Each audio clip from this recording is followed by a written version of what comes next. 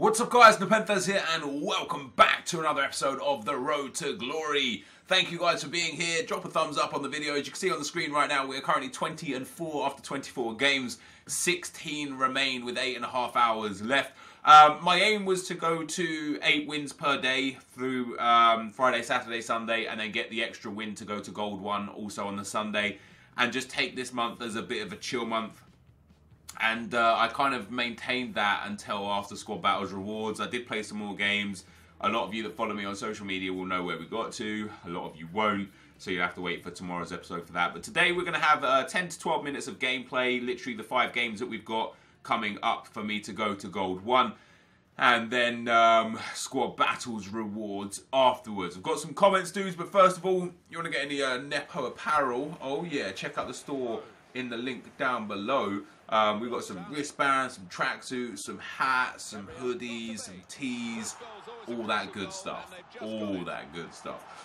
Also, apologies if I wipe my nose or sniff or cough. I'm a little bit under the weather right now. And that's what's up. Oh, what a goal that was. What a banger. What a banger. Anyway, lots to get through and not a lot of time to go. So DC Games says, we all complain about goalkeepers because they can't make a save. But I wonder if we were able to control the goalkeeper, how would that work? And yeah, I mean, I think about this sort of stuff all the time, right? At the end of the day, you are controlling one player at a time, but there has to be a balance between what is reasonable and what is unreasonable, right? And in terms of goalkeepers and shooting mechanics and how shooting mechanics are broken, there are so many times where I even myself, I'm like, oh my god, how did his goalkeeper save that? You know what I mean? And the bottom line is that maybe it was a bad shot choice, maybe I was under pressure and composure got affected by the player so they didn't shoot so well, and maybe the goalkeeper just made a wonder save, because there are times where I concede shots and I'm like, oh man, how did my goalkeeper not save that? So there are times where I expect my goalkeeper to save shots that I think they should be able to save, and yet there are, at the same time, I expect my attackers to score goals that they should be able to score. But at what point does balance come into play? You know what I mean? There definitely has to be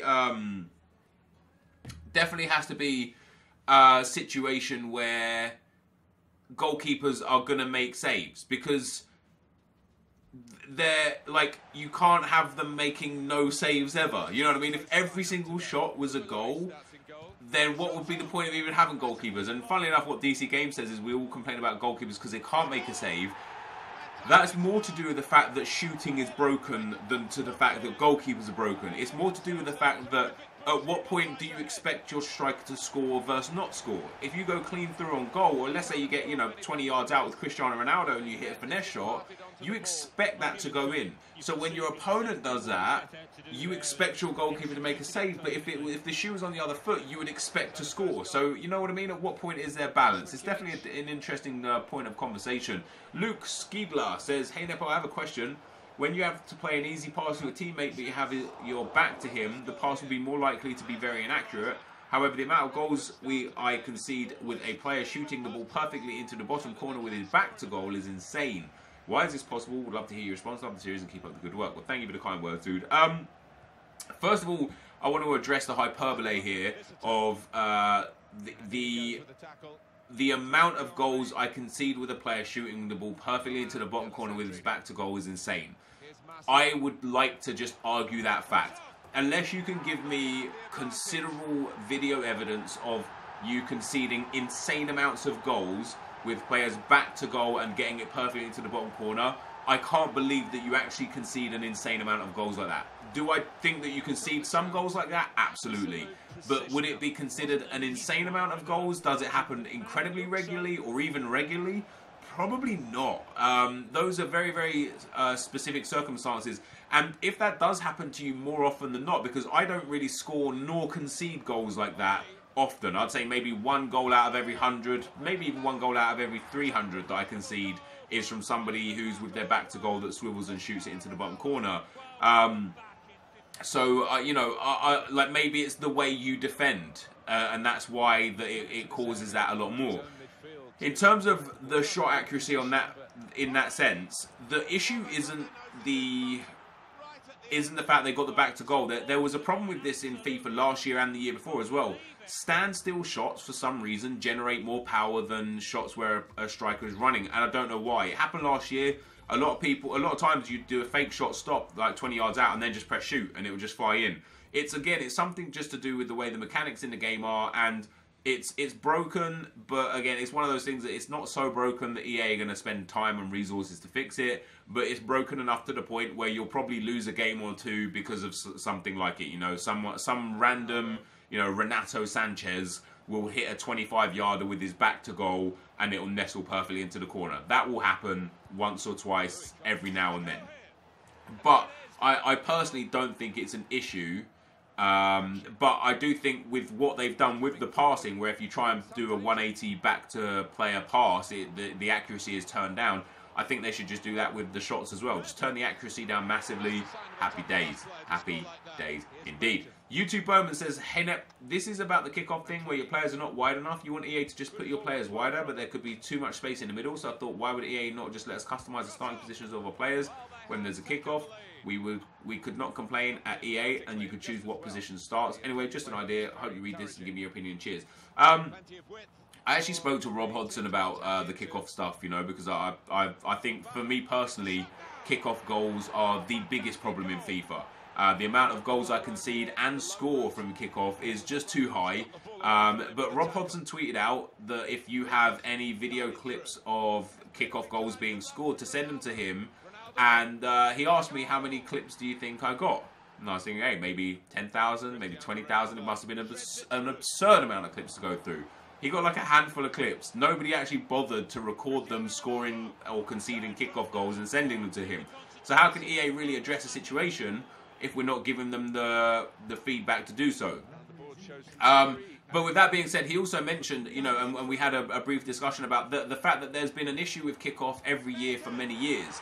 And let's say right now the team is so narrow and it allows the wide players from the AI, or from your opponent, to just run down the wings and create those easy opportunities, sure. But if they get spread out, what will happen is something like the FIFA 13 kickoff glitch, where you could just pass it back to your cam, make a forward run and put a lob through ball through, because your players are spread so far wide now, you can actually just run through the middle. Also, the FIFA 15 kickoff glitch, where you could just kick off and just run at a 45-degree angle to the throw-in line. As soon as you come across a defender, cut 90 degrees and run a 45-degree angle in the other direction, and you get a shot on goal. So I guess there's just a fundamental issue with kickoffs, and an obvious fix for us of, say, spreading the players out a little bit more evenly might just cause a bigger problem. And that's understandable. I don't think the solution is to allow us to put in custom starting positions from kickoff, because I think that would be too easy to be abused and manipulated, and it will cause even more problems. I don't know what the solution is. I don't know what the answer is. I really don't. Jack Fitzgerald says, hey Neb, just wondering how come you're allowed to use the FIFA music in the background when most other YouTubers use it, they get copyrighted. Love the Road to Glory, keep up the great work. I don't think I've been copyrighted a few times for FIFA music.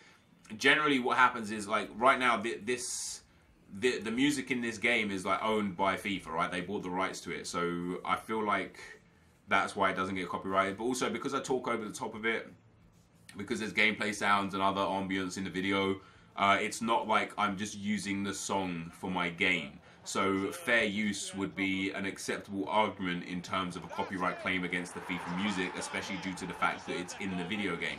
I have had a few videos copyright claimed for FIFA music, but, like, for example, a few months ago, I got a copyright claim on a FIFA 12 video for the music. So I was like, hey, take the 0.1 of a cent that this video is going to earn for the rest of my life. Take it, it's fine. Excuse me.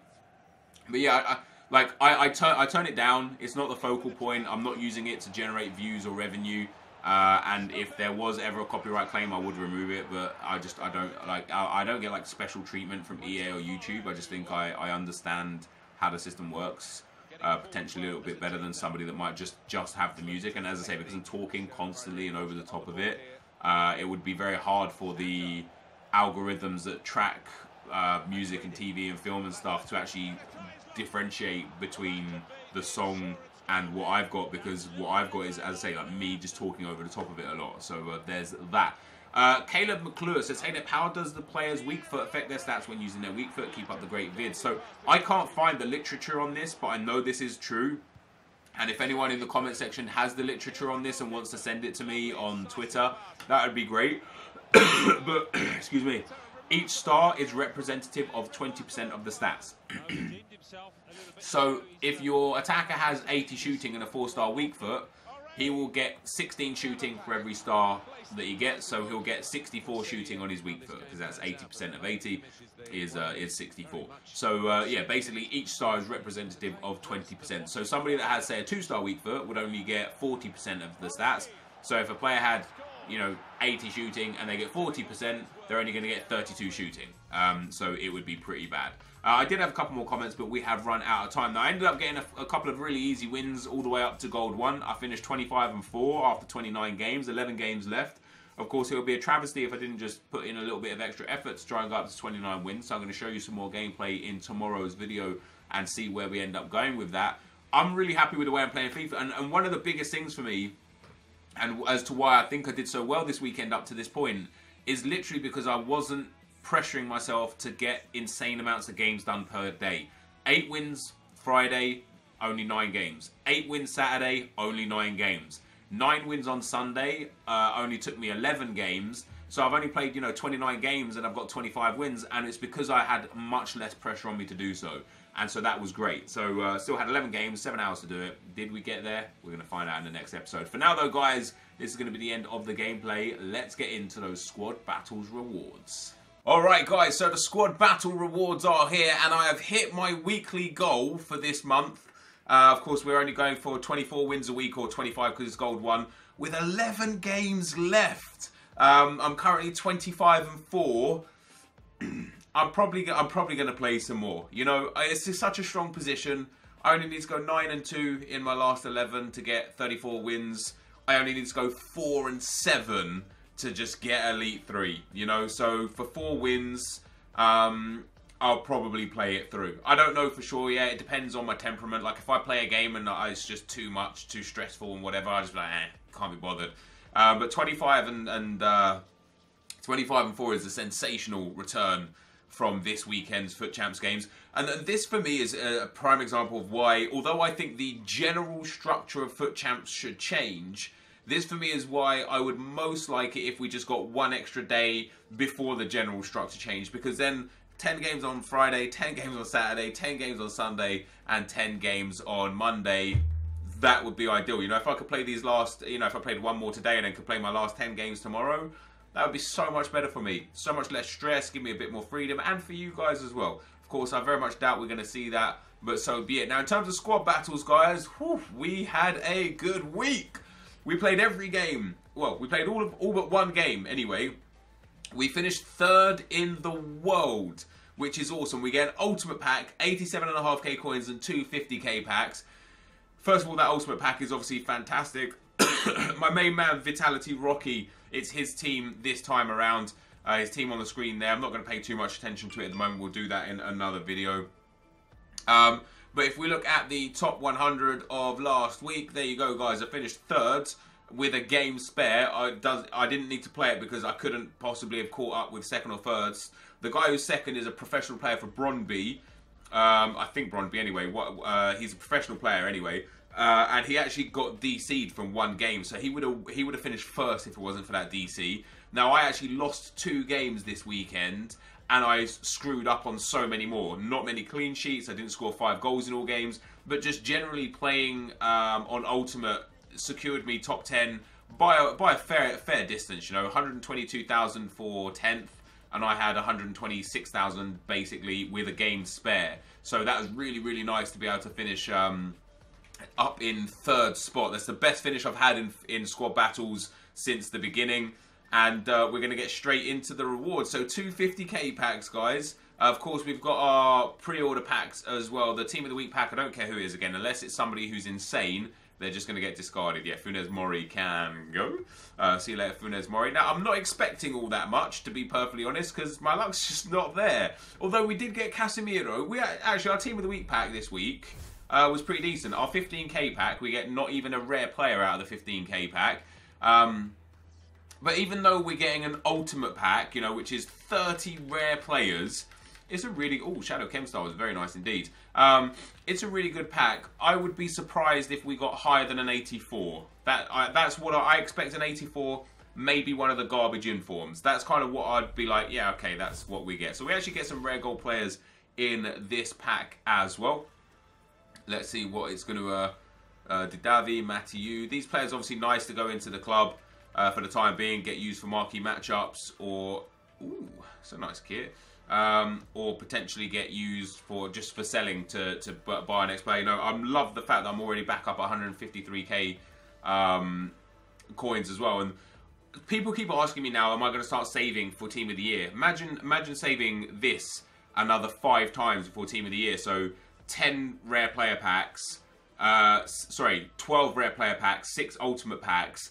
And if we go gold 1 each week, that would also be like another 12 100k packs. That'd be good for Team of the Year. But instead, I'm going to open them, guys, and we're going to just sell items off as I need to sell them and go from there. So we do get a board player, guys, in our 50k pack. It's French. It's a centre back.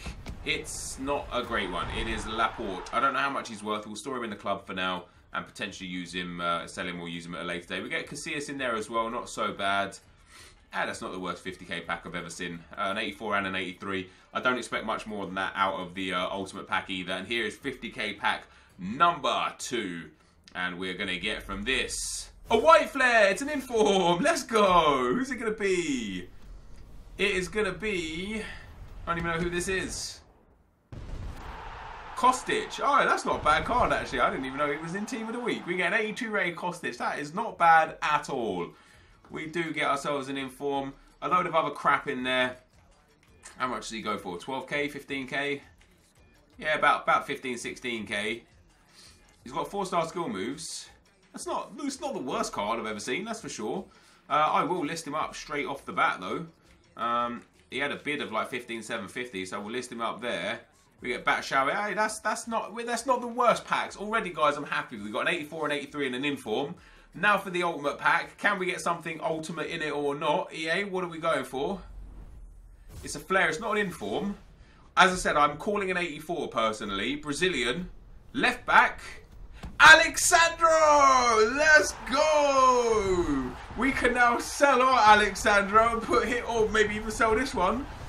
Although we got a shadow card from the other pack as well, so I could use a pack pulled Alexandro and a shadow card.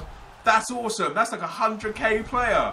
I'm very happy with that. That, guys, is like our 3rd or 4th most expensive player we've packed all year. That's how impressive that is for me. Walk out Alexandro. Let's go. I'm super chuffed with that. I couldn't have asked for more than that, dudes. That is absolutely fantastic. Oh, inform and Salah. Let's go. What a pack. We've got Sessegnon there. Not the greatest card. That's a hell of a pack, that is, guys. I tell you what. We'll get rid of him straight off the bat as well. 11.5k for him. He can go. Salah as well in there. That's a really good pack. How much is Salah going for? 6.5k. Yes, please. Pop him up. Bomb. He can go. Load more 82s and 81s. And then, of course, a duplicate Alexandro. I was going to say like a load of duplicates, but they're pretty trash bag ones. We'll send those in. I'm going to keep the pack pulled Alexandro. Or am I? Am I going to waste a chem style? Am I going to waste a 5k shadow cards just to get a pack pulled one? I don't think I am. I'm going to sell this one. I'm delighted with that. Those rewards were considerably better than I thought. We got 2 informs. And walkout Alexandro, 105,000 coins his low bin is on PlayStation. So we'll list him up at 103 and just get him gone. That, guys, was phenomenal. I am genuinely super chuffed with that. 2 informs, Salah, Sandro, and we've stacked the club up as well with other players. Perfect. We're up to 250, 260k. Once these sell as well, we'll be up towards 300,000 coins. and getting well in towards upgrading, you know, to potentially to that Ronaldo. So before we go though, guys, this is the team I've been using in Foot Champs. Fernman there, 46 games, 1 goal. Took a penalty with him in Foot Champs. Classic NepentheZ. Joshua Kimmich, 166 games, 13 goals, 32 assists. Of course, I use him at centre mid. Jerome Boateng, 176 games, and now Bonatti at 62 games. And I tell you something, guys, this guy is fantastic. The partnership of Bonatti and Boateng, just brilliant. I absolutely love it. Alexandro, of course, we just packed, but I sold him. 46 games, 5 goals, 8 assists. Just generally an insane card. Goretzka, who is my right back, 46 games, and again, generally just an insane card. Patrick Vieira there, 141 games now, 22 and 25. Blaise Matuidi now at 389 games for the club. 28 goals, 84 assists, 11 yellows, 1 red. Thierry Henry coming up with, oh, he's broken the 1,000 mark for goal contributions. He now has 1,008 goal contributions in 415 games. Incredible return from him.